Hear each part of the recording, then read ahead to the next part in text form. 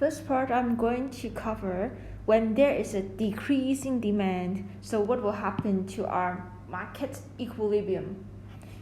So we know that there are some reasons that can make our demand for apples, or this time we are using instant noodle as example, the demand for instant noodle to decrease.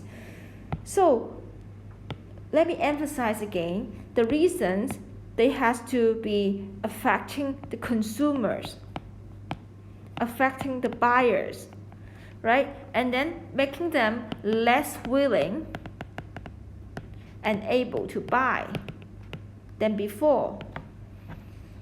So here I'm using the example.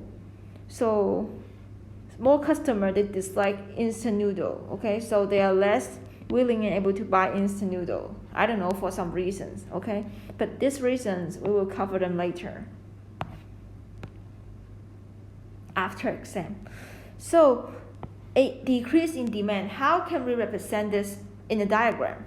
So first, we know that the demand curve will shift to the left because at every given price, the quantity demanded for instant noodle will decrease. That's why we call it the decrease in demand. So this is the original demand curve, D0. Original demand curve.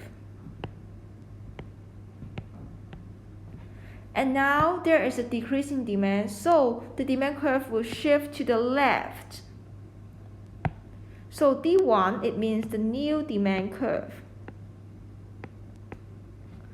And here we use an arrow to represent there is a decrease in demand, the shift of our demand curve.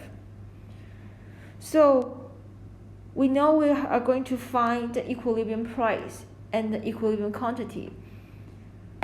So first, let's look at the original market equilibrium.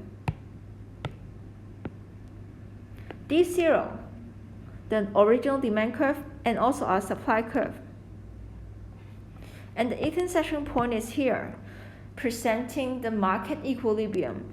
So we know that the original equilibrium price is P0 here.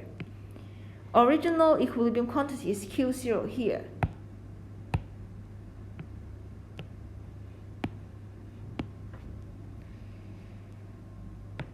So after the reason, we know that for some reason, consumers, they are less willing and less able to buy instant noodle than before. The demand curve has been decreased and the demand curve shift to the left. So now we're going to find the new demand curve and the supply curve. And this point is the market equilibrium. We use this point and then we find the new equilibrium price, new equilibrium quantity.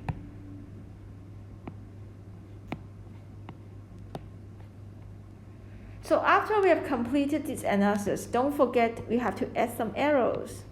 So this arrow represents the shift of demand curve. Here it represents the decrease in equilibrium price. And here it represents the decrease in equilibrium quantity.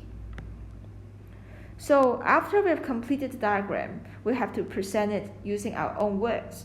So first, we have to explain what happened. So here we're talking about the case. So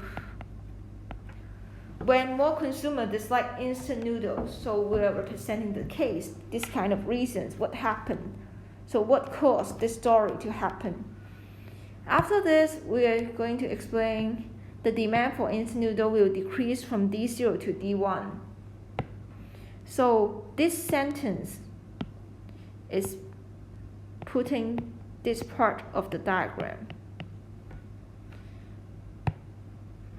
And then the equilibrium price will decrease from P0 to P1, and this sentence is representing this part of our diagram.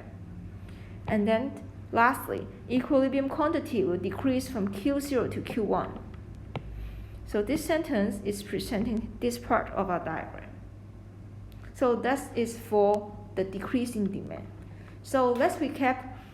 When there are some reasons that affects the consumers, it makes them less willing and able to buy a certain good. The demand for instant noodle, that is our example, will decrease. So what will happen? When the demand decreases, the demand curve will shift to the left. Equilibrium price will decrease from P0 to P1. Equilibrium quantity will decrease from